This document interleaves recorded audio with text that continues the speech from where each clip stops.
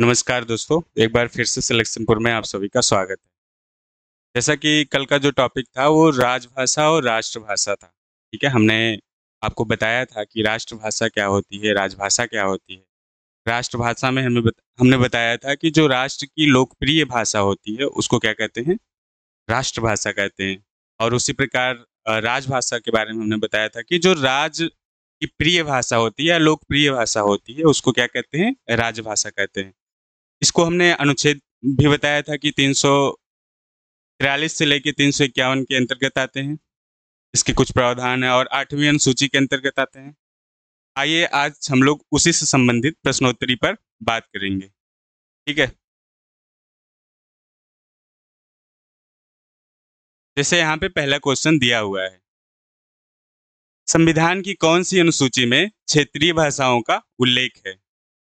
संविधान की कौन सी अनुसूची में क्षेत्रीय भाषाओं का उल्लेख है? जैसा कि हमने बताया था कि इसका जो है 8वीं अनुसूची के अंतर्गत जो है क्षेत्रीय भाषाओं का उल्लेख मिलता है। ठीक है, अगला क्वेश्चन है, भारत के संविधान की 8वीं अनुसूची में कुल कितनी भाषाएं हैं? ऑप्शन आपके हैं 19, 18, 22 और 16। 8वीं अनुसूची में कुल 22 भाषाओं का जिक्र है। ठीक है, शुरुआत में 14 भाषाएं थी जो बाद में चल के कुल 22 भाषाएं हुई। आगे देखते हैं, भारतीय संविधान में किन अनुच्छेदों में राजभाषा संबंधित प्रावधानों का उल्लेख है? ठीक है, भारतीय संविधान में किन अनुच्छेदों में राजभाषा संबंधित प्रावधानों का उल्लेख है? तो आपका आंसर क्या होगा, 343 से 351 तक। ठीक है, अनुच्छेद 343 से 351 के बीच जो है भारतीय संविधान के जो है राजभाषा संबंधित सारे प्रावधान देखने को मिलते हैं। अब देखते हैं कि संविधान के किस अनुच्छेद के अंतर्गत हिंदी को राजभाषा के रूप में दर्जा प्रदान किया गया। तो आपका ऑप्शन जो होगा अनुच्छेद 343 ठीक है। ठीक है, आगे देखेंगे कि किसने हिंदी को आम बोलचाल की भाषा कहा, मतलब हिंदी को आम बोलचाल की भाषा किसने कहा था? महात्मा गांधी ने कहा था कि हम हिंदी को राष्ट्रभाषा के रूप में मानते हैं। ठीक है, दयानंद सरस्वती ने कहा था कि कश्मीर से लेके कन्याकुमारी तक की जो बोली है सभी भारतीयों को हम देखना चाहते हैं कि वह हिंदी भाषा में बोले या लिखे या संवाद करें। ठीक है, इनका कथन ये था। जॉर्ज ग्रियर्सन ने कहा था, जो जॉर्ज ग्रियर्सन का मत था वो हिंदी को आम बोलचाल की भाषा कहा था। उन्होंने हिंदी को आम बोलचाल की भाषा कहा था या वो आम बोलचाल की भाषा मानते थे। आगे देखेंगे, अक्टूबर 2024 में कुल कितनी भाषाओं को शास्त्रीय भाषाओं का दर्जा प्राप्त हुआ था? ठीक है, जैसा कि जब हम कल शास्त्रीय भाषा पढ़ाए थे उसमें आपको बताए थे कि शुरुआत में कुल कितनी थी, कुल 6 भाषाएं थी, 6 शास्त्रीय भाषाएं थी या 6 शास्त्रीय भाषाओं को जो है शास्त्रीय भाषा का दर्जा प्राप्त। लेकिन 4 अक्टूबर 2024 को 5 और भाषाओं को शास्त्रीय भाषा का दर्जा प्राप्त हुआ था। उनमें से कौन कौन सी थी? पहले नंबर पे थी मराठी। ठीक है, दूसरे नंबर पे थी असमिया, तीसरे नंबर पे थी पाली, चौथे नंबर पे थी प्राकृत और जो 5वें नंबर पे थी वो क्या थी, बंगाली। ठीक है, तो 4 अक्टूबर 2024 को जो है 5 अन्य भाषाओं को भी शास्त्रीय भाषा का दर्जा प्राप्त हुआ था, जिसमें से पहले नंबर पर मराठी, दूसरे नंबर पर असमिया, तीसरे नंबर पर पाली, चौथे नंबर पर प्राकृत, 5वें नंबर पर क्या था, बंगाली। ठीक है, आगे देखते हैं, संविधान सभा ने किस वर्ष हिंदी को स्वतंत्र भारत की राजभाषा के रूप में स्वीकार किया था? ठीक है, संविधान सभा ने सबसे पहले 14 सितंबर 1949 को राजभाषा के रूप में स्वीकार किया था। इसी के उपलक्ष्य में या इसी के अनुसार जो है हम प्रत्येक वर्ष 14 सितंबर को हिंदी दिवस के रूप में मनाते हैं। ठीक है, आगे है कि राजभाषा किसे कहते हैं? ऑप्शन आपके हैं कि जिसका प्रयोग राजा करता है, क्या राजभाषा कहलाती है? नहीं। इसमें साहित्य लिखा जाता है, साहित्य किसी भी भाषा में लिखा जाता है, इसका कोई संवैधानिक प्रावधान नहीं है। साहित्य मराठी में भी होता है, बंगाली में भी होता है, उर्दू में भी होता है। मतलब प्रत्येक साहित्य उस बोली के अनुसार या क्षेत्र के अनुसार लिखे जाते हैं। ठीक है, जैसे बंगाल का साहित्य बंगाली में आपको देखने को मिलता है, हिंदी साहित्य हिंदी में देखने को मिलता है। तो इसका जो है ये ऑप्शन आपके गलत होंगे। अगला ऑप्शन है कि जिसका क्षेत्र सारा राष्ट्र होता है। नहीं, राजभाषा राज्य की लोकप्रिय भाषा होती है।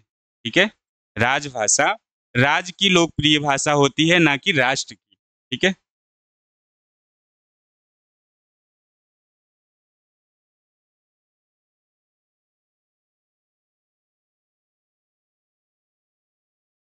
ना कि राष्ट्र की।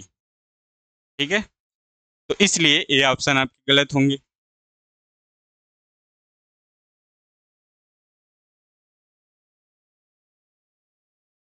अब अगला ऑप्शन है कि जिसका प्रयोग सरकारी कामकाज में होता है। दोस्तों, जब हम पढ़ा रहे थे राजभाषा, तो राजभाषा को हमने अगली परिभाषा क्या बताया था कि जिसका प्रयोग सरकारी कामकाज के रूप में किया जाता है, उसको भी क्या कहते हैं? राजभाषा कहते हैं। तो आपका ऑप्शन क्या होगा कि राजभाषा किसे कहते हैं? जिसका प्रयोग सरकारी कामकाज में होता है या किया जाता है। ठीक है, 9वां देखेंगे। संवैधानिक दृष्टि से हिंदी भारत की भाषा है। संवैधानिक दृष्टि से देखा जाए, मातृभाषा, जनभाषा, संस्कृत भाषा और राजभाषा। संवैधानिक दृष्टि से जो है राजभाषा को ही हिंदी मतलब हिंदी का दर्जा जो है प्राप्त हुआ था। आगे देखेंगे। उत्तर प्रदेश सरकार द्वारा 1947 में गठित देवनागरी लिपि सुधार समिति के अध्यक्ष कौन थे? ठीक है, 1947 में गठित देवनागरी लिपि सुधार समिति के अध्यक्ष कौन थे? काका कालेलकर, नरेंद्र देव सिंह, महादेव गोविंद रनाडे, विनोबा भावे। तो आपका ऑप्शन क्या होगा? आचार्य नरेंद्र देव। आचार्य नरेंद्र देव 1947 में गठित देवनागरी लिपि सुधार समिति के अध्यक्ष थे। ठीक है, आगे देखते हैं। हिंदी दिवस कब मनाया जाता है? जैसा कि अभी हम बताए थे कि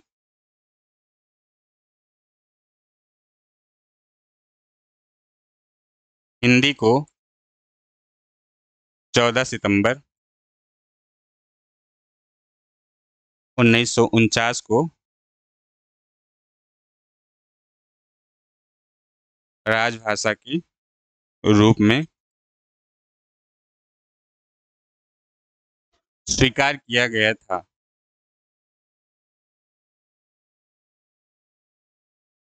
हिंदी को 14 सितंबर 1949 को राजभाषा के रूप में स्वीकार किया गया था, इसीलिए जो है प्रत्येक वर्ष 14 सितंबर को हिंदी दिवस मनाया जाता है। आगे देखेंगे। विश्व हिंदी दिवस कब मनाया जाता है? तो आपका विश्व हिंदी दिवस 10 जनवरी को, प्रत्येक वर्ष 10 जनवरी को मनाया जाता है। ठीक है, अगला है कि राजभाषा अधिनियम कब पारित हुआ था? राजभाषा अधिनियम कब पारित हुआ था? तो राजभाषा अधिनियम 10 मई 1963 को जो है पारित हुआ था। सिंधी भाषा को किस संविधान संशोधन के द्वारा 8वीं अनुसूची में शामिल किया गया था। ठीक है, ऑप्शन है आपके 21वें संविधान संशोधन के द्वारा, 22वें संविधान संशोधन के द्वारा, 71वें संविधान संशोधन के द्वारा और 92वां संविधान संशोधन के द्वारा। तो जो है सिंधी को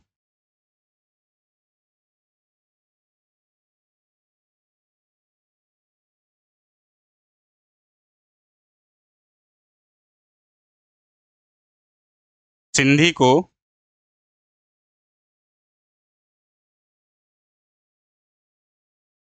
21वें संविधान संशोधन के द्वारा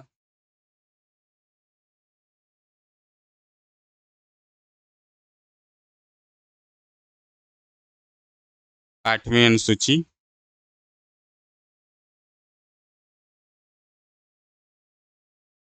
में शामिल किया गया था। तो आपके ऑप्शन होंगे ये। ठीक है, आगे देखते हैं। बोडो, डोंगरी, संथाली और मैथिली संविधान की किस संशोधन में मान्यता प्राप्त भाषाओं की सूची में आता है? ठीक है दोस्तों, 92वां संविधान संशोधन में, ठीक है, जो कि 2003 में अधिनियम पारित हुआ था। इसके तहत बोडो, डोंगरी, संथाली और मैथिली को संविधान में भारतीय भाषाओं में शामिल किया गया था। ठीक है, कोंकणी की आधिकारिक भाषा क्या है? कोंकणी की आधिकारिक भाषा क्या है? तो दोस्तों, दमन और दीव की आधिकारिक भाषा कोंकण। ठीक है, दमन और दीव की आधिकारिक भाषा कौन सी है? कोंकण है। आगे देखते हैं।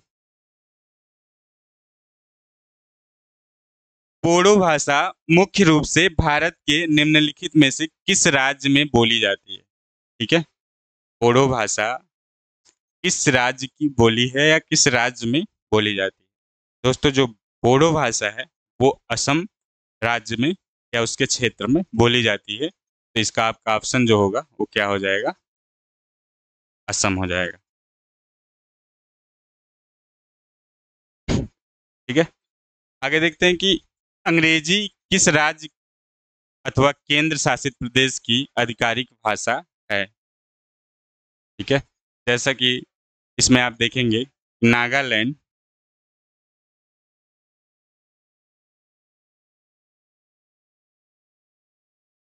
जो कि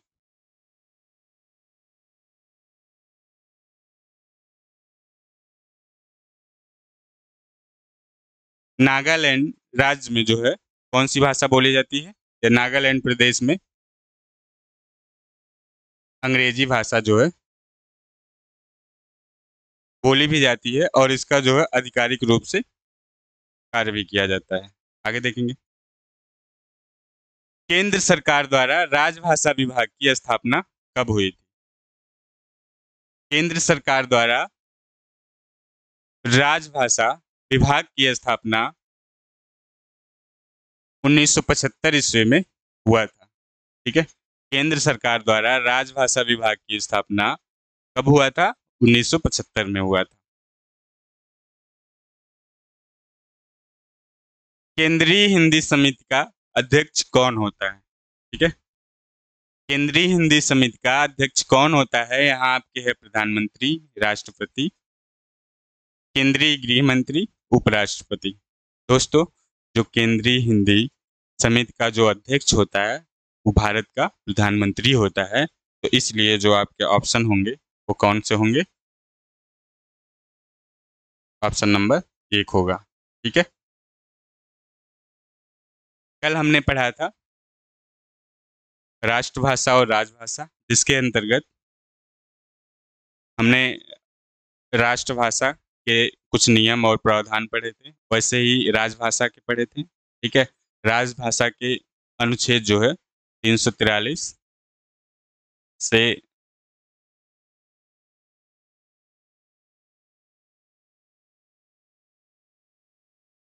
351 के बीच आने वाले जितने भी नियम है उसको हमने देखा था। ठीक है, उसके बाद आज हमने उससे संबंधित जो प्रश्नोत्तरी थी उसको हमने किया। अगली कक्षा में हम इस पे बात करेंगे, वर्णमाला पे बात करेंगे। ठीक है।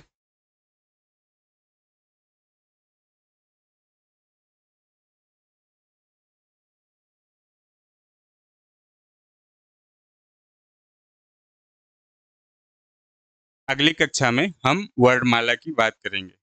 दोस्तों, आप लोग अच्छे से पढ़ के आइएगा और आगे जो है अगले दिन वर्णमाला को देखते हैं। तब तक के लिए धन्यवाद।